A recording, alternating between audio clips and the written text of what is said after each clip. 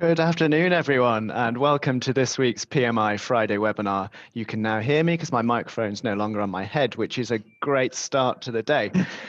So today's webinar, Getting to Grips with FMEA, with my colleague Damion Albinson, back after a, how many months? 3-4 month gap, Something like that, yeah. Damion.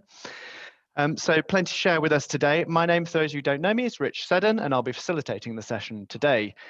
This week, I'm delighted that PMI has returned to the physical classroom. You may have seen that on our social media feeds this week. This is the first time in 14 months that we've done that. Based on the success of the pilot event, we're really excited to announce today that our public Lean Six Sigma training schedule is back in the classroom. And as with all of our programs from now going forward in perpetuity, we're offering what we're calling by dual modality, which is the ability to join the events either virtually through our virtual classroom portal or in person in a COVID secure environment. So really excited about that. We've taken a long time about getting the planning done and the technology to work correctly. You can find out more on the website. As I say, from the 7th of June, our public schedule is available in dual modality, so look out for that. So back to today, I'll be running the Q&A desk as usual. Please do familiarize yourselves with the controls. You'll find them in the Zoom control panel. That includes using the chat, and I can see I've been looking some of today's registrations up on LinkedIn. I can see we've got some FMEA specialists in the room, so please do keep Damion on his toes and pose as many questions as you'd like, as well as letting us know, seriously though, letting us know in the chat your perspective on the content that Damion is going to take us through today. It's that helps really enrich the discussion and make these webinars as meaningful as possible, which is what we're here to do every week. So as usual, we're broadcasting live on Facebook and LinkedIn. To all of those joining us on the live streams, welcome. To be able to participate in the polls, of which there are 3 today, you need to register on for the webinars and join the Zoom session. We'll be sending all registered participants a Voice of the Customer survey. This is what informs our schedule, and there's not only does it help us understand what's resonated with you, what we've done well, what we need to improve on, there's also an area there to help you suggest future topics. And on that note, I'm absolutely delighted to say that June's schedule has been published this morning and is now available to book. So do take a look at the landing page, which you'll find at pmi.co.uk/webinars, which gives the full schedule for the month of June. Thank you again for your continued support. And now I'd like to hand over to Damion. Thanks, Rich.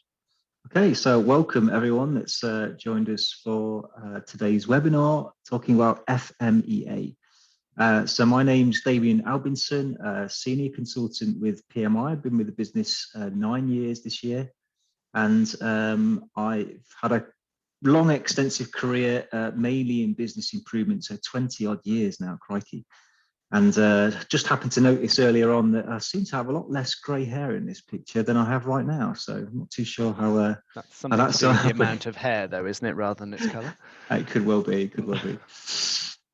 So what I'd like to cover in this week's webinar is firstly, what is FMEA, and just touch on the basics of that, just for anybody that maybe is wondering what it is. And then we're going to look at the effects of failure, the effects that failure can have on a process, but more importantly on a business. We're going to look at the ways in which you can identify things that may fail. And then finally, we'll finish off talking about how do we make these improvements happen once we've understood all of this stuff. So that's what we'll go through. So I always like to jump straight in with these webinars with a poll.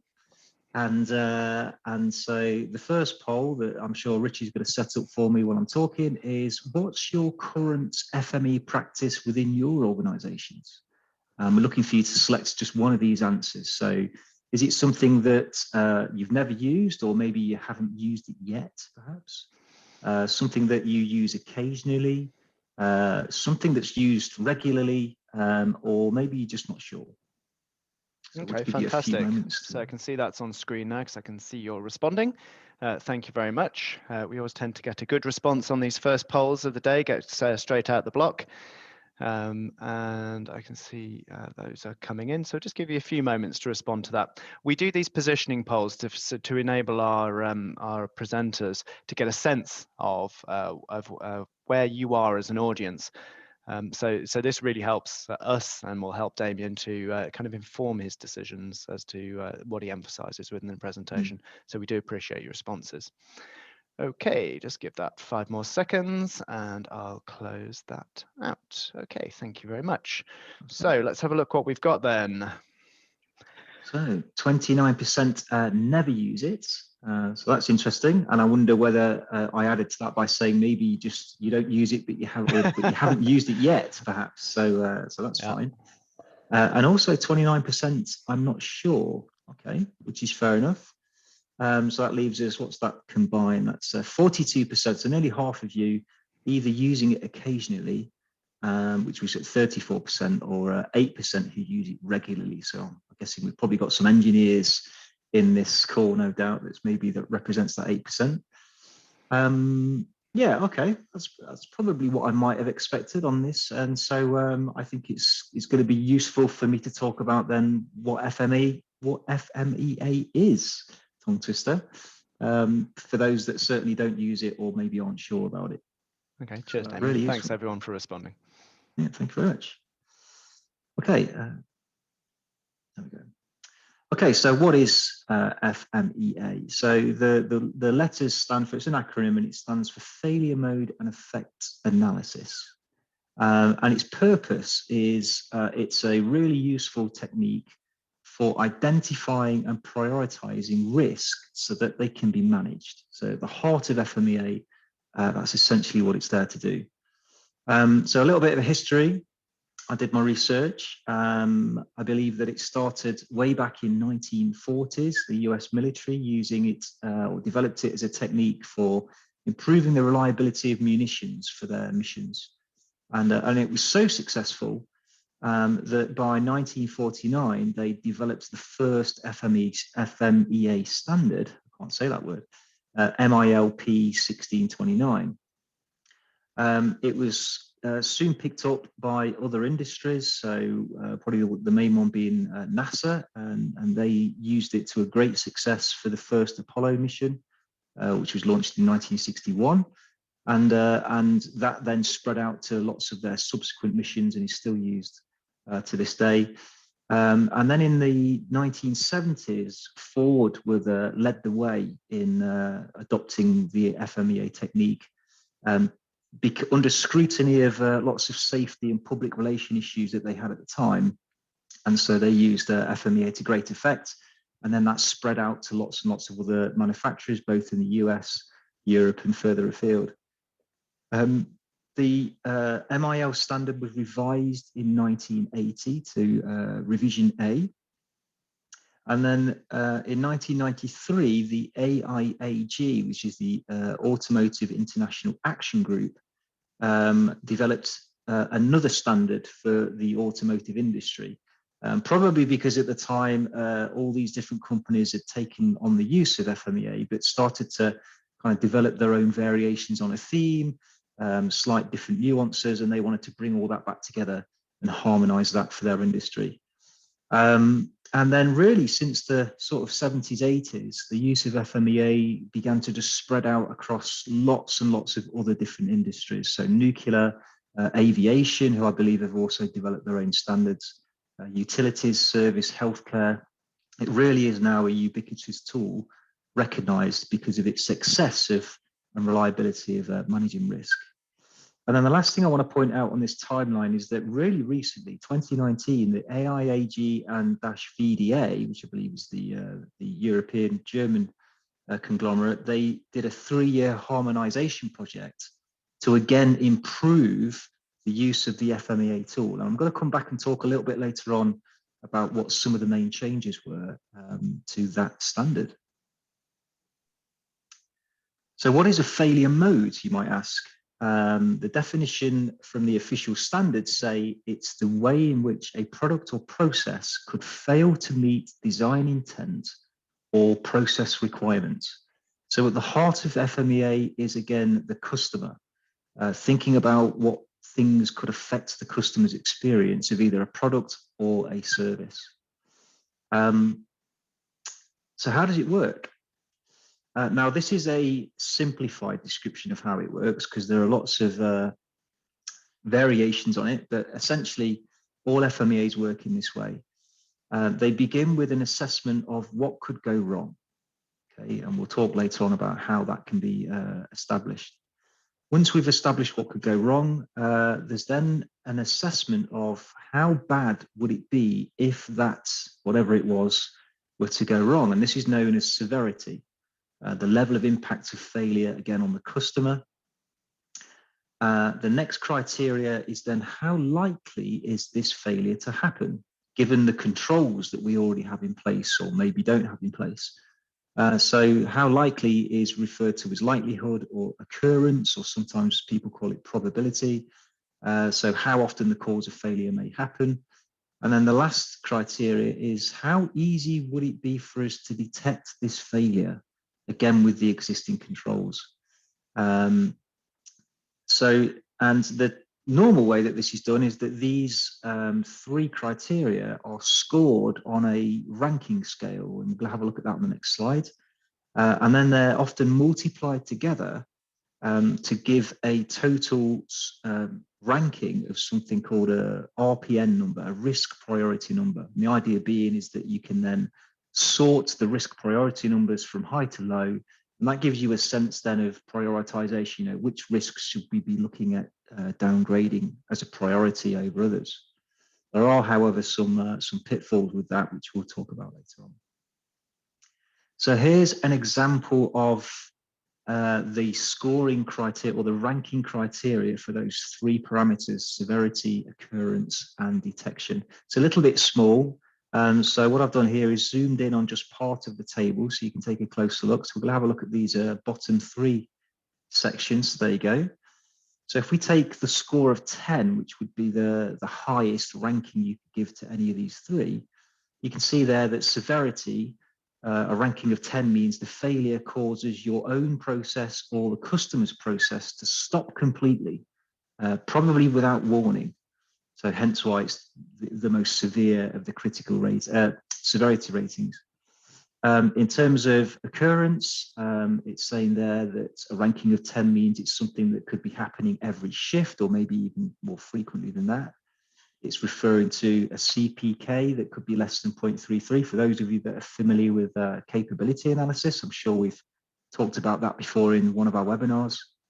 Or it's something that affects more than 1 in 2 of the units that's being processed. And then across the detectability, a ranking of 10 would mean that it's almost impossible to detect it. So there's no known controls available and the failure is really likely to escape.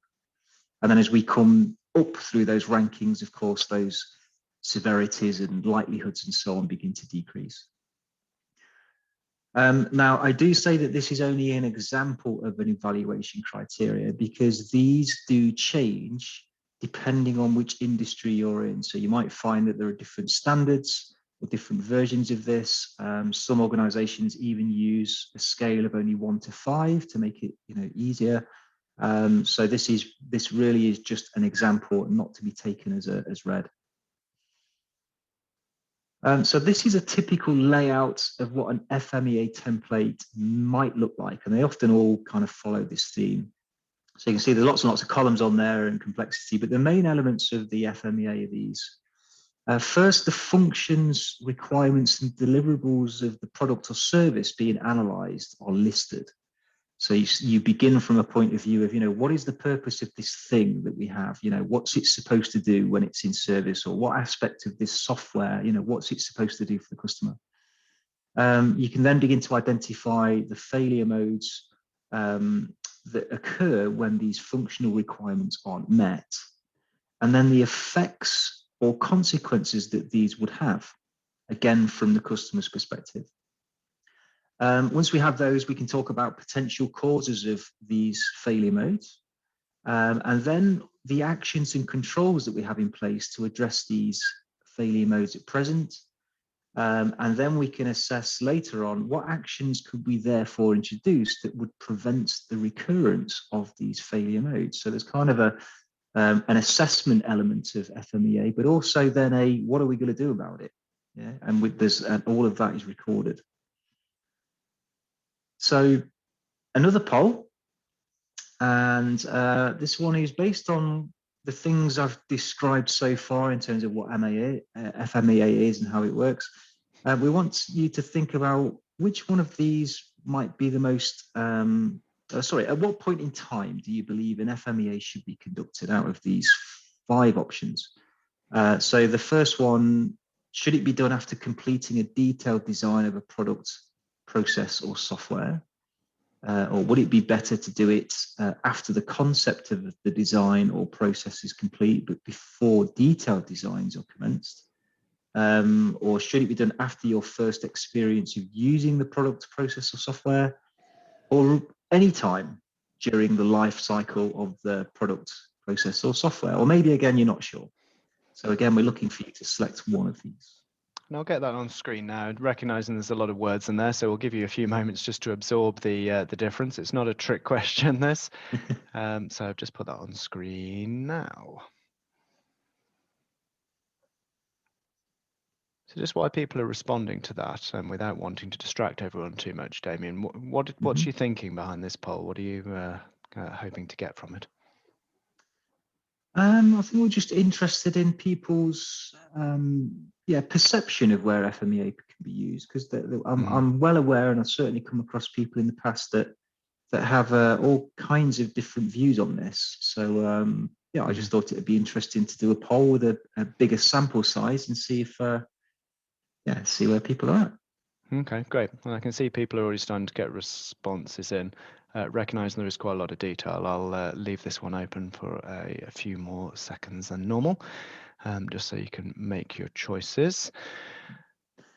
And I think given that people had said they don't, that they're not using it or they're not sure from the previous poll, then it may be quite a difficult question to answer from that perspective. Yeah, but, yeah, indeed. I can see I've got over 75% response rate at the moment, so that's great. Okay, just 5 more seconds on that, and then I'll close that out. Okay, thank you, everyone. I'll put that up on screen, see what we've got. Okay, interesting. Okay, so a clear winner by a long shot there, I think, was answer 4. 50% of you saying any time during the product, process, or software lifecycle. That's really interesting. What have we got that's a close leader behind that? So after the concept, so answer 2 was the next popular at 29%. And then we've got, what's the lowest is, I'm not sure. Okay, fair enough. 10% answer 1 and 7% on after the first experience. So now you could argue there is no right or wrong answer here. The optimum time to perform an FMEA, particularly a design FMEA, is answer 2. So 29% of people there voting on the optimum answer after the concept of the design or process is complete, but before detailed designs take place. I'm going to talk shortly about why that is, why that's the optimum time to do it. But in truth, as people have said with answer 4, if you have never used FMEA before and you already have a process or you already have a product that's out there, there's no harm in doing an FMEA at that stage in order to control risk. So I could go with that. But there's an interesting nuance there, isn't there? That of when is new. And I assume, and it'd be interesting to hear from participants in the chat, that with an answer 4 there, that's precisely the scenario that you've just described. It's kind of new process design for an existing process, product, or service. Yeah, sure.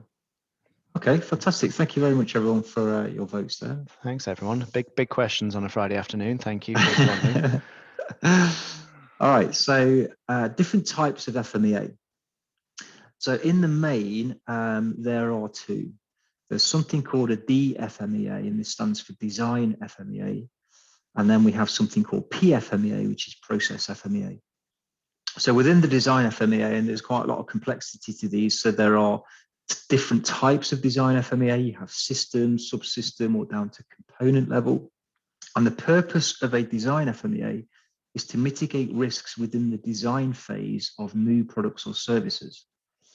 On the other hand, a process FMEA is the purpose is to mitigate risks from the process which will then produce that said design, where those risks weren't eliminated by the design teams.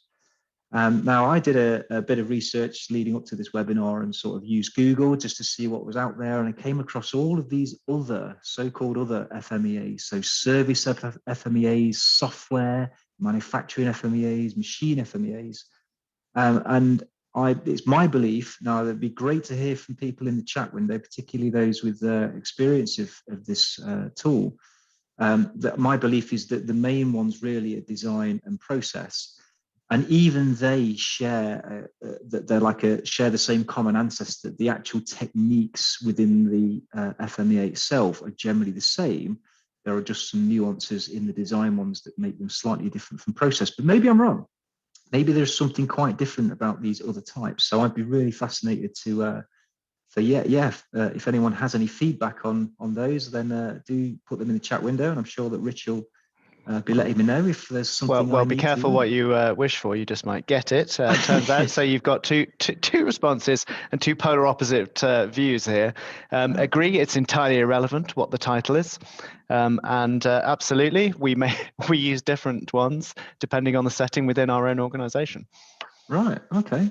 Very good. And maybe it comes back to those criteria we looked at earlier on, where different, in different situations, you might need to develop different ranking, titles and content to help people, to define them differently. But the actual practice of seeking out what could go wrong, ranking them in some way, and then coming up with corrective actions is still the same, no matter what badge you've put on it or in front of the name. Yeah. All right. Interesting. Very interesting. Okay, so why should we be worried about the effects of failure? Well, a bit of recent research that I came across, and this was conducted in 2019-2020, before the pandemic started. And it was done by Deloitte in the UK, who said that 1 in 2 companies believe the cost of a third-party risk incident, such as a supply chain failure, data privacy breach, disruption to IT services, those kind of things, have doubled in the past 5 years. And according to the research, it shows that companies estimate such incidents would cost them between 400 million to 800 million pounds or more, which is really scary. Now, this is big multinational companies, not your small SMEs, but nevertheless, that research is pretty stark, and they put that down to that despite the fact that there's more reliance on third parties, most organisations aren't putting enough aside to really take risk degrading seriously, and they're not putting budgets aside to prepare for these things.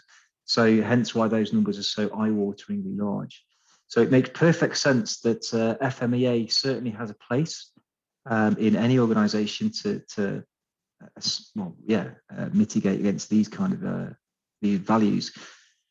So in this day and age, particularly if you're a very commercial business, we all know that social media these days is a rapid fire way of people sharing their experiences. So your customers these days can take to their social media platforms, and with only one failure from their perspective, can almost cause immeasurable damage to a company's reputation.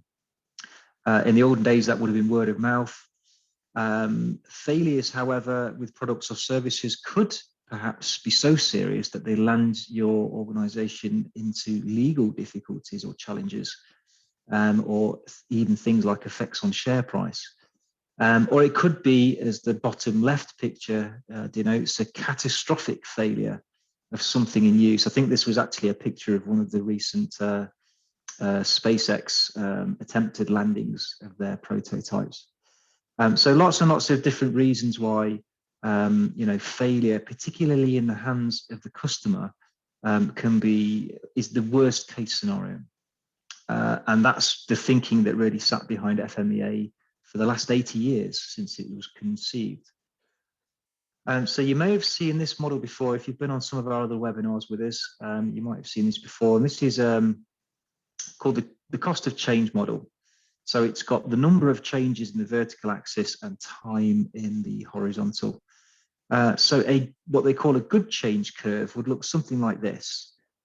So all of the changes and the problems are ironed out well in advance of, in this case, this is a production example, well in advance of the start of production. So this brings us back to the poll we did a moment ago. Why does it make more sense to do an FMEA in the post-design concept phase?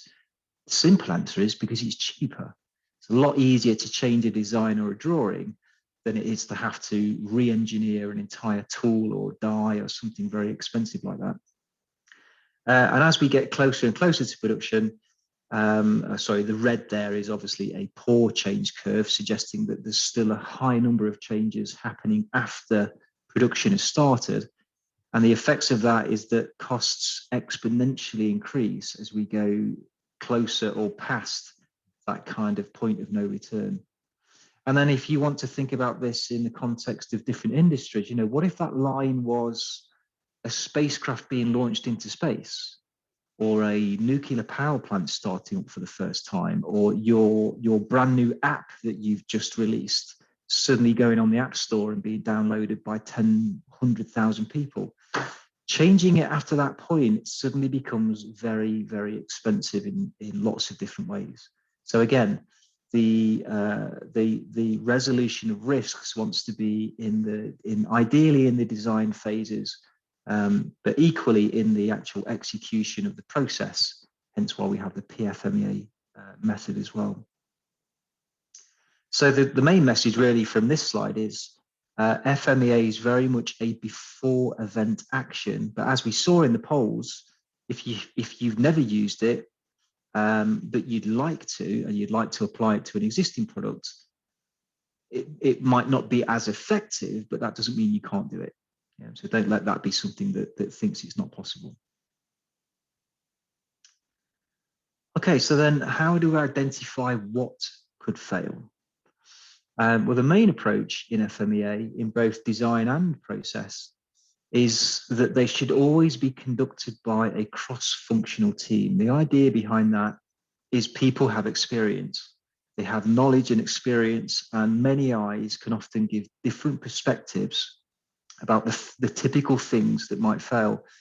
Another really great, rich source of data for doing these is lessons learned from the past. What happened when we launched this type of software last time around? What kind of problems did we encounter? And if we've made good records about those kind of things, we're using actual data to inform us about things like the likelihood of failure or the types of failure modes, rather than just kind of guessing. So keeping and maintaining records of that kind of thing can make future FMEAs, far more watertight. Even FMEAs that have been conducted historically can be used as a baseline for new FMEAs. So you don't have to start with a complete blank canvas. However, the word of caution here is never just take an old FMEA for a product or service, change the title, copy and paste it, and say, there you go, we've got the new one. Because there could be lots of potential new failure modes. The moment you change a product or service in any way, you're introducing the opportunity for new failure modes to creep in. So it's not a shortcut to saving time. It should still be done thoroughly to ensure that you try to mitigate as far as possible any of these things that could potentially go wrong. So the purpose of identifying failures at the design stage, as we said, is to mitigate those during the design process, whether that be a product or a service. And where the design processes are unable to design the risk out of whatever it is, the product or service, they are then often transferred to the process FMEA. So in manufacturing, you normally start with these DFMEAs and then you progress on to doing process FMEAs. So an example might be something like there could be a left hand and right hand component which could be mixed up during the assembly process. And assuming the designers for some reason couldn't design that out of those components, the process FMEA might introduce some kind of risk mitigation. They might color code them, for instance, red for left hand, blue for right hand, or something like that. That was just a simple example. There could be lots of other things they could do. If you have any other alternate suggestions as how to mitigate that risk, do put those in the chat. That could be quite interesting. So when we're conducting process FMEAs, it looks like I have a question. So I'll just do this one slide, Rich. Well, no, I won't. I'll let you ask this question. Actually, go on before I go. Sorry, put you out of your flow there. Put you off your flow. There was just a comment that's come in to validate your point you made just 2 slides ago about starting from fresh and not copying and pasting. Oh yeah. So this is we have experience of this exact problem in our organisation.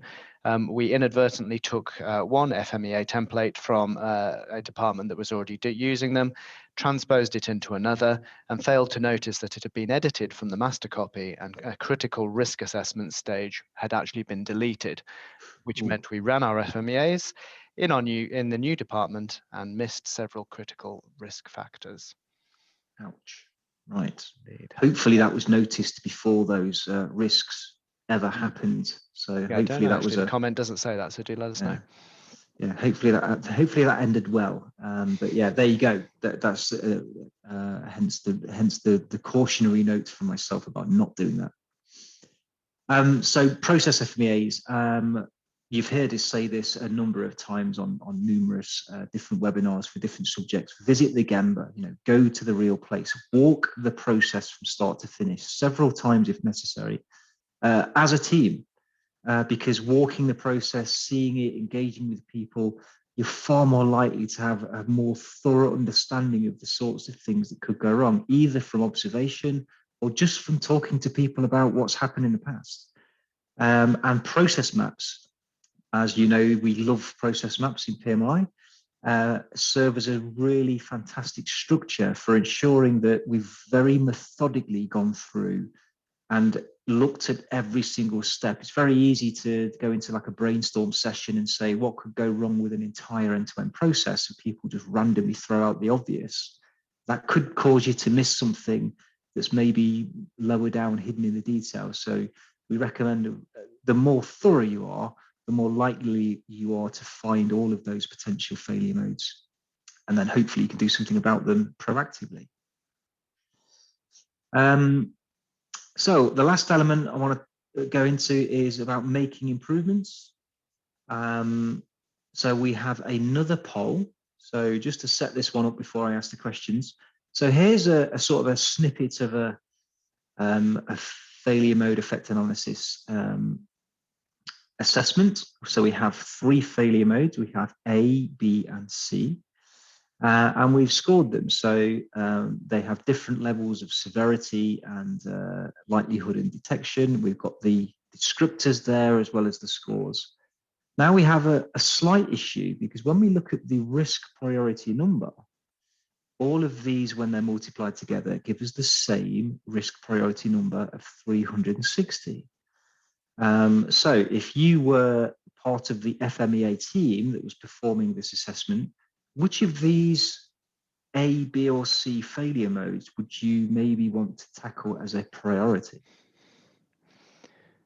So Rich will open up that poll. So yeah, that's open now. And certainly, no one can accuse you of giving an easy ride with these polls this afternoon. You've got to be on the ball and paying attention. Although I see there is a get out of jail free card here with answer 4. I'm not sure. A few of you taking that already. And again, I think this is probably going to be affected largely by those that have been involved in FMEAs before versus those that are a little bit more unsure about them. So I can see that, yes, it looks like we have a very clear winner at the moment on one of the answers, but we'll just give it a few more minutes. A few more seconds, rather. A few more seconds. And yes, certainly requires you to have your thinking caps on. Okay, so just give that another few more seconds before we close that out. 10 more to go. And it's amazing how long these 10 seconds are in these webinars. Okay, there we go. And I'm going to close that out. Thanks, folks, for responding. Let's see what we've got. Okay, right. Okay, so clearly in the lead there with 54%, we have answer A, or failure mode A, let's say, which is the correct answer. Hooray. 22% of people saying B, which you could argue, we'll come back to that in a moment. 14 on C and 11% on I'm not sure, which is fair enough. So yes, the reason for this is severity often takes the lead in terms of priority. In fact, they often say that if something gets a severity score of 9 or 10 in an FMEA, it should be prioritized regardless of any kind of other ranking score that it's achieved or RPN number or whatever, because it means that should it occur, it's severe. And if you remember the categorization definitions from earlier on, a severity of 10 was something like your process is going to stop, or you're going to stop your customer. That's not good. So severity 9s and 10s, almost automatically. So clearly people are aware of that. So I'm going to talk about, well, so is the RPN number no good? Or how? What does this mean? So to get around this, I think I've got the right slide coming up. Let me just close that poll. There we go. So to get around this, some organizations introduce another scale on top of the RPN calculation called criticality. And this is simply severity multiplied by likelihood, which is O, and it ignores the detectability thing. And the logic behind that is just because you might be able to detect something or not detect it, as the case might be, if it's still very severe and very likely to happen, that's probably a bigger driver for prioritization. So you can see here, if we include the criticality score, you can now clearly see that A stands out as the priority for attention. Now, there are a whole plethora of different ways of scoring and ranking within FMEA, different types. It does get quite complex. Another alternative is a method called SOD or SOD, which isn't the case of multiplying the scores together, but just treating them as individual values to create a numerical score. So for instance, if we looked at the line B in the middle of this example, we have hazard as 9, moderate 5, remote 8. So it would have a score of 958. But it does work on a scale of only 1 to 9 instead of 1 to 10, like the traditional rankings. Some organizations use severity times by detection as opposed to likelihood. And there are others. There are a whole sea of these different ranking things. So I guess one of the main points here is that the FMEA team may need to choose and agree on, prior to the FMEAs, what prioritization method would they like to use that's most appropriate to the situation that they're in, accepting that all of these different ranking methods tend to have one or more drawbacks. So it looks like we have another question. Yeah, just a comment that's come in. So this was, I felt that because B was almost as severe, but it was much less detectable, it was important to prioritize it. Right. Which I think is an interesting reflection of certainly whenever I've been involved in these, the debates you can have around the rankings and some of these and the interpretation of them. Can be fascinating and not uncontentious. I'm going to say they can rage on forever, can't they? It's just, and that can actually sometimes put people off using FMEA or maybe trying to dumb it down or oversimplify it because of these, endless discussions about, is it a 5 or is it a 6, and all of the definitions that go with that. So hence why, as we talked about already, some organizations modify it to their own kind of, internal use because they're more familiar with the definitions and maybe that makes it easier to use. you know. But yeah, I think recognizing that each of these ranking methods, they all have potential drawbacks. One of the big no-nos many organizations have now recognized, and is even written into the AIAG guidelines, is that some organizations used to have a RPN cap. So anything less than a certain RPN number, they would essentially say they're ignoring, then it's not a priority. And that might include things that still had fairly high severity scores. It's just that the other scores dragged it down to a lower RPN. RPN threshold, they call it, sorry, not cap. Now, the good news is, and I think this is literally the next slide, it is. Remember I said that the AIAG VDA in 2019 had this harmonization project with the revised handbook. And what they've done in that handbook, probably the most significant change, is they've eliminated the use of the RPN. And they've replaced it with what's called now action priority ratings. And this is kind of loosely how they work. So on the table here at the bottom, instead of now having these long lists of rankings from 1 to 10 for these 3 parameters, they only have 3. And there is no numerical value anymore. It's just a word. So severity is either catastrophic, moderate or minor. Occurrence is certain, moderate to remote. And detection, slight, adequate or excellent. And the way that these now come together in the ranking tables looks something like this. So over on the left-hand side there, you can see we have the criticality or severity being catastrophic. And if you look at all of the other scores, so no matter what's happening with regards to occurrence, whether that's good or bad, and no matter what's happening with detection, the action priority being largely driven by severity is almost high for all of them, meaning that the team has to prioritize them. And then in the middle there, you can see moderate, it also has an effect. So it's almost like what this is doing is it's forcing that severity rating to be the big brother of the other 2 parameters. And organizations had also tried this with the old-fashioned RPN number with using things like weighted scores, and it all just got quite complex. So this seems on the surface like perhaps they've made this a little bit more pragmatic and easier to do. If anyone's used this more recent method, again in the chat, if you could let us know, that'd be really interesting to know. If you could tell us about the comparison between this and the old way of doing it, that would be really interesting. But yeah, let's watch this space. Who knows? Maybe the RPN has seen its day, or seen its days, as they would say. Okay, so continuous improvement then.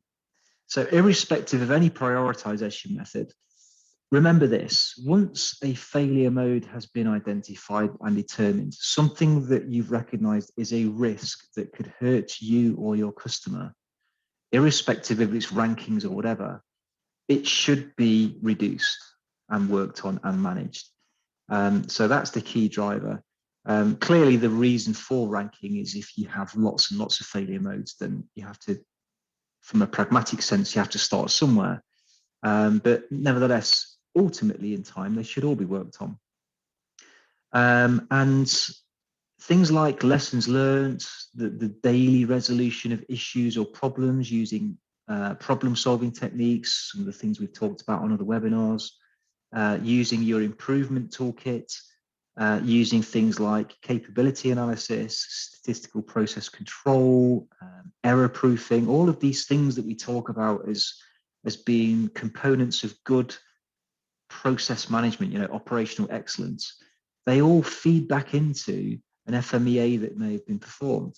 So if you can't get to downgrading risks the moment you perform an FMEA analysis, it's just keep them open, keep coming back to them and keep revising these scores as you figure these things out in the daily management of your work.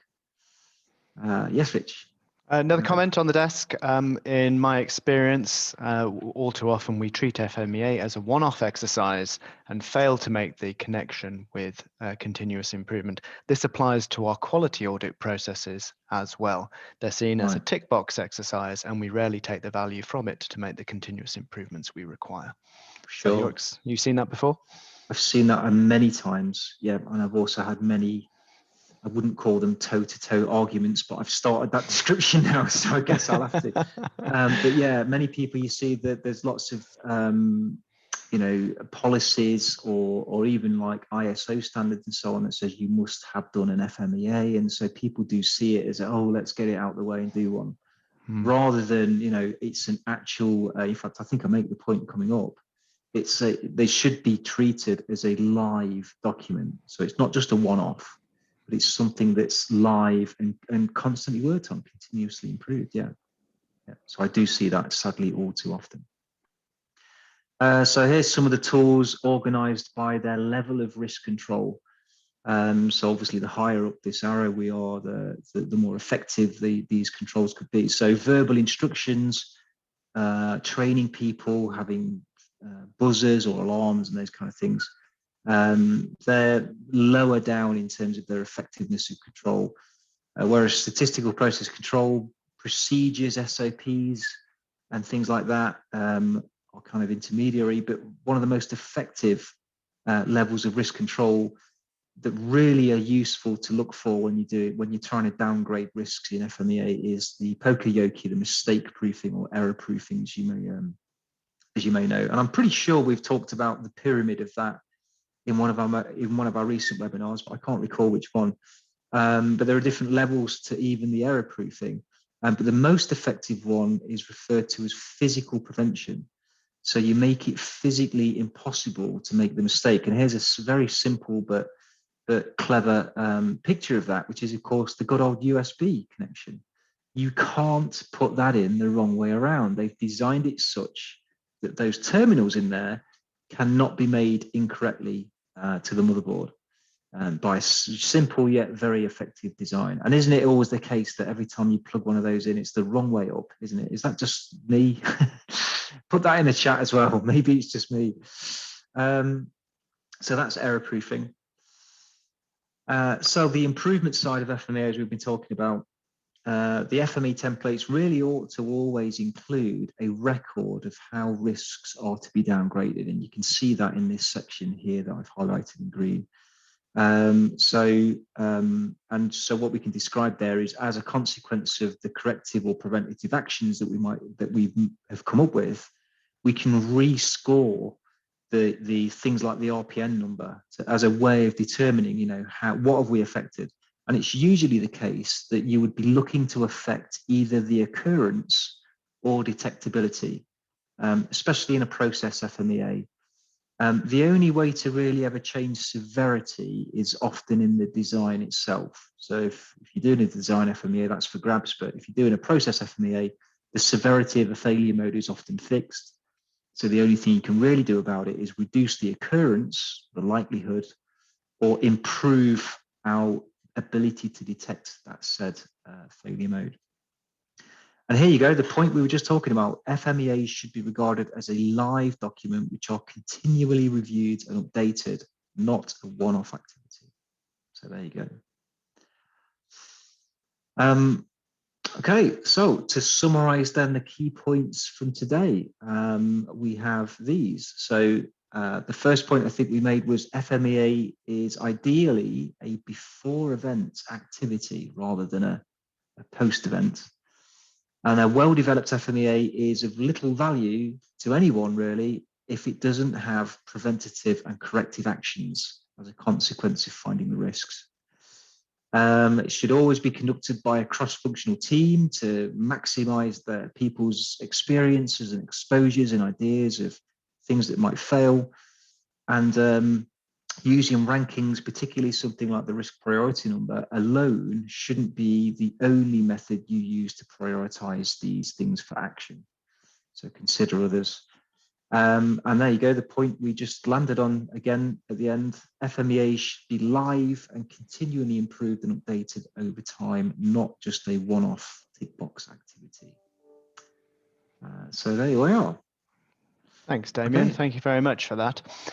Okay, so thanks, folks, for all your contributions. That's much appreciated. As we've been mentioning the last couple of weeks, our latest public course program, Leading Virtual Teams, has come from the in-house schedule which is for helping you manage teams in the long term in a virtual environment and build on some of the many good things that have happened in the as the world has moved remote in the last several months. So do look out for that at pmi.co.uk/training. And then, as I mentioned earlier on, the June schedule is available. So next week, and I can see is on this webinar at the moment, Warren Knight will be dazzling you all with Brace for Impact on the 28th of May, which is next Friday. We very much look forward to that, Warren, as does your audience. Please prepare your difficult questions now. Send them on a postcard. And then moving into June, the schedule is directly fed from the feedback we've received. We've got stop, start, continue, improvement post-COVID, question mark on that one. Gemba walks, going to see in a virtual world, make a difference now with my good self, and prioritization, working on the vital few. And that is with Des Kelly at the end of the month. So do take a look at those, get yourselves booked on now. And we very much look forward to welcoming you. So all that remains to say is look out for the Voice of the Customer survey. We really appreciate your feedback. Thank you so much for joining us, and wishing you all, no matter where you are, a happy, safe and relaxing weekend. Thank you very much, everyone. Yeah, thank you all.